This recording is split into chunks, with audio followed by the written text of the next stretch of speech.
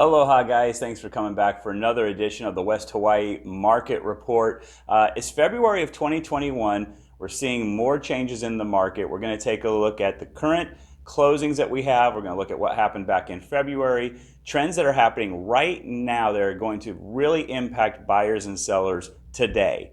And we're going to look also at what changes are in store.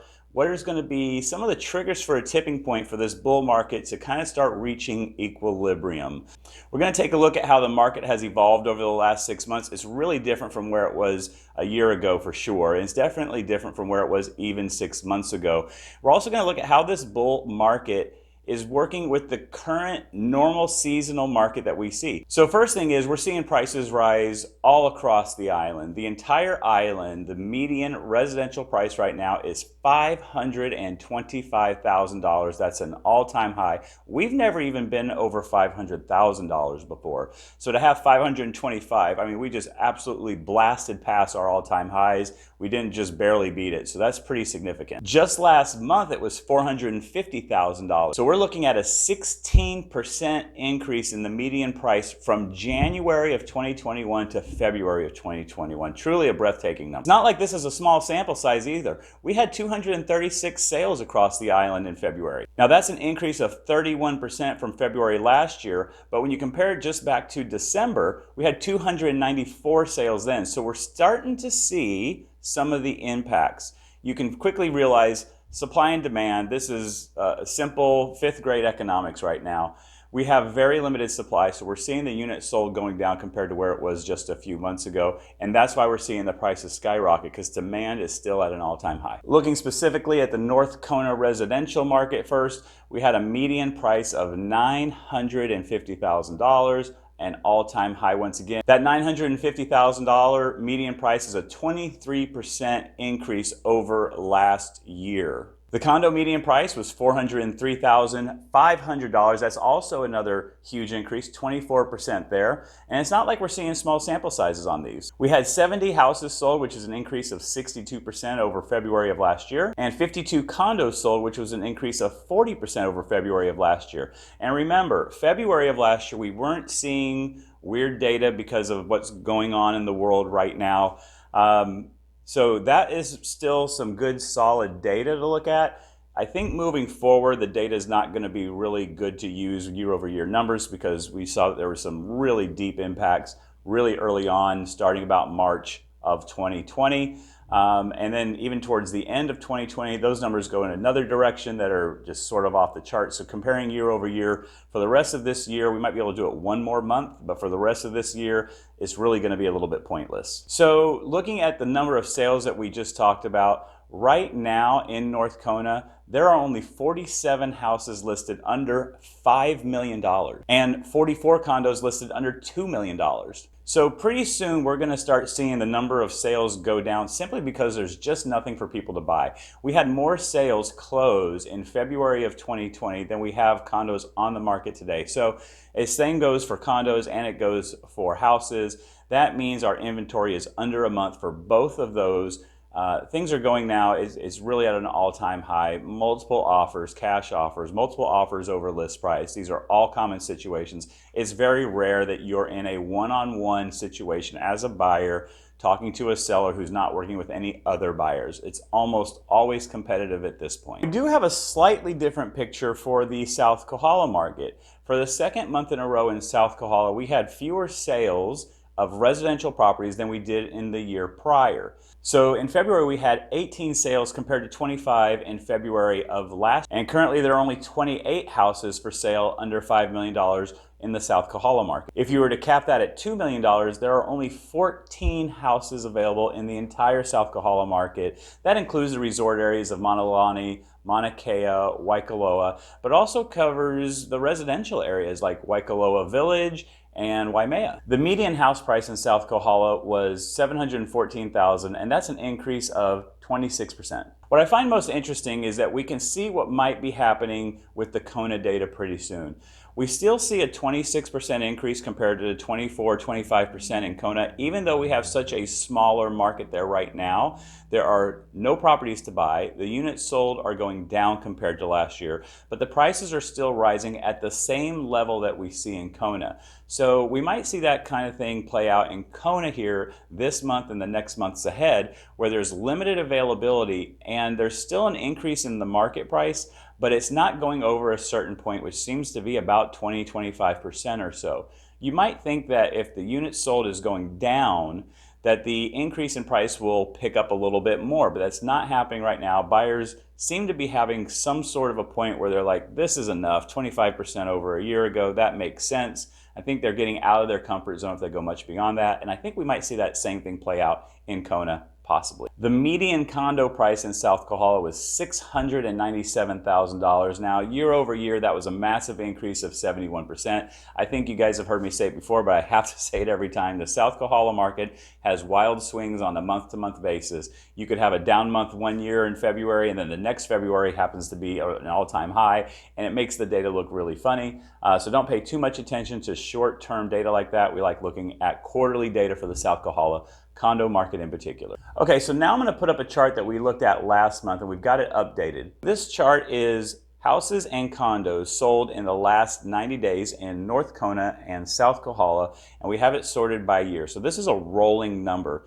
We're looking at the green line right here. That's 2019. That's what a normal year looks like. The blue line is 2020, and it did what 2020 did. And then the red line that you see kind of floating up high on the left side, that's the 2021 data. So you can see that the units sold in the last 90 days in 2021 in January and in February are way above what we normally see. So we're starting to see all those lost sales that did not happen in 2020 are now actually happening, and it looks like they're just about made up for. We might have another month of data, and then we'll be back at equilibrium. At that point, the thing that we're looking at in the market is how much increased demand do we have at that time compared to years past. And this is where we see some real changing demographics of the people coming to Hawaii. The buyer profile here is really different than it used to be a few years ago. I would say there's a lot more people coming from the mainland who are actually working, not just retirees, not just investors, but people who are coming here working remotely for the same company that they've worked for years. They're just able to do that from Hawaii now. That continues to be a really major player out here. Okay, so let's take a look at another chart. I want to show how this demand cycle has sort of evolved over the last 6 months or so, how people were early on looking at houses and now they're having to start looking at condos. So for example, the orange line that we see, that's condominium sales. We start off with August of 2020. How many sales did we have in North Kona and South Kohala of condominiums in August of 2020 compared to August of 2019? And you can see we were down 5 condos. And on the gray line right above, we were up 5 houses. So we're seeing both of those numbers are rising. September comes along, we see houses, now we're up in about 24, 25 houses more than September of the previous year. We're seeing this recovery really happen. October, now we've got 30 sales more in October of 2020 versus 2019. We see 30 more sales in October of 2020 versus 2019, but we see that the condo market is sort of lagging. The early adopters in here who are first to make the changes are buying up the houses. That's what we're seeing. In November, we see the data sort of change a little bit. We see these numbers come together. We see that there are fewer houses comparatively to the month before being sold over the year prior, but we see a big jump in demand for condominiums. We have another jump in December for houses, and then it just falls off a cliff to the point where in January, there were only a couple more houses sold in January of 2021 versus January of 2020. But you see on the orange line right there, the condos are still riding high. And now all the way to February, we see that the condos are again higher than houses. And then I have a projection for March. Basically, I took the numbers that we have right now in March and I doubled them because we're halfway through the month, maybe a little less than halfway. And then compare that to March of 2020, and you can see a real major divergence here. And what this is showing you how few houses are out there, and people are just having to write contracts on condominiums instead of houses. So we're at the point now in the market where prices have gone up, supply is down, people might not get their first choice, but they are still buying something. Now this is probably the last month I can use this because the data, like I said, after March will really get kind of crazy, and if you compare year-over-year numbers, they just won't make much sense.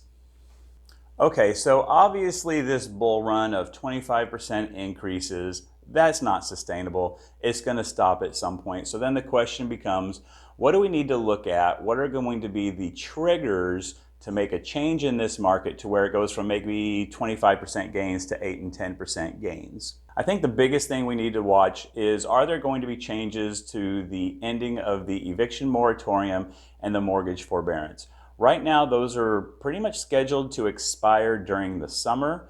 If those don't get extended, that might be a trigger to see more properties come on the market. Possibly. You may see some folks whose work situation has changed now, and now that they have to go back to paying a mortgage, they might just do some profit taking, go ahead and sell the property. It's never been worth more. Walk away with $100,000, $200,000 in their pocket to start over. Maybe they start over here, maybe they start over somewhere else, but at least they have some money to start over, which is a big difference from what we saw back in 2009, 2010.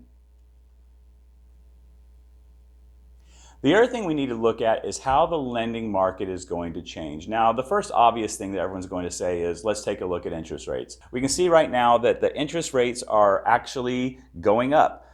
We've told everyone, hey, listen, interest rates of under 3% are not going to last forever. And we can see that now we're back over 3% now. This is the Fred report. This comes from the Federal Reserve Bank of St. Louis. This is the gold standard in sourcing this sort of data. We're looking at the 30-year fixed rate mortgage, the average in the US. You can see here just a few weeks ago we went back over the 3% mark. It's still a great rate. You should be happy you can get it if you can get it. And that might flatten out. It might dip back below 3. Who knows? I don't know that you can count on that, but mortgage rates are still good. But we do want to keep an eye on that because that's obviously one thing that can stop people from making purchases, which would slow the market down. The second thing that we need to take a look at is changes in policy. Now, there's going to be a new policy coming out from Fannie. They just announced it. This is going to start on April 1st. And what they're doing is they're limiting the number of investment and second homes in their portfolio. From 14%, they're cutting it in half, down to 7%. So what does that mean? That means if you're getting a second home loan or an investment loan, it's going to be less likely that you have a Fannie-backed loan, Fannie Mae, of course. So you're going to have to go to other sources for that, and those are going to cost you more money. So if you have a property and it's got one person who is an owner-occupant who has a Fannie-backed loan that's going to be a little bit cheaper than someone who has to get a privately backed mortgage, you could see some residential buyers winning out over investor buyers. And I think this is what they're trying to do. When you see a huge market running up like we have right now at 25%, you want to make sure that you're not pricing out the people who live and work in your community. And that's something that's really important for us here in Hawaii. So this policy is going to change a little bit the source of funding for some of your investor buyers. Now, long term, what does that mean? Well, where do investor buyers tend to buy? Sometimes it's more towards the condominium market. So what you may see is fewer loans that are Fannie-backed in these resort second home investment markets, specifically condos here for the most part. And that's going to mean that those prices, those lending options, as they decrease, the prices decrease as well. So you may see at some point an influence, and it may be invisible, but there will be an influence of a downward price pressure just because of loan availability.